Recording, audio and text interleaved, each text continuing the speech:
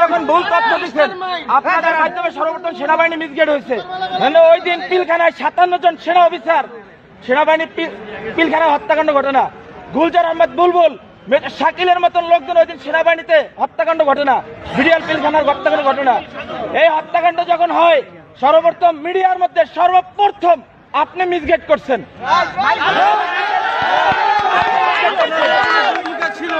এই দেশে 52,000 রহস্য সদস্য, এর ভিতরে আপনি একজন।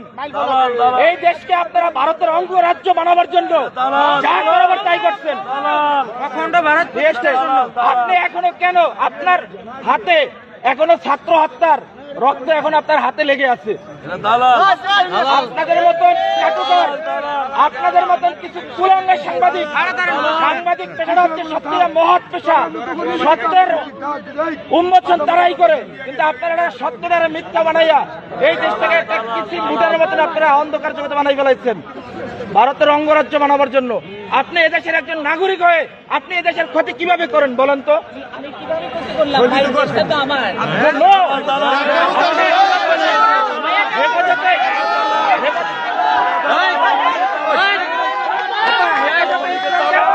ধ্বংস করে দিচ্ছেন বলেন?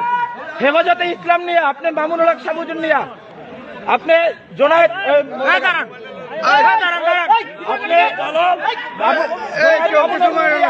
আপনি কি মন্তব্য করছেন বলেন?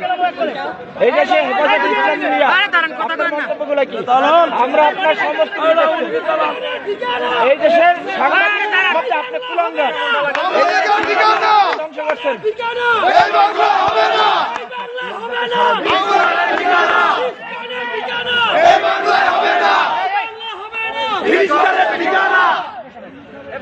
সন্ত্রাস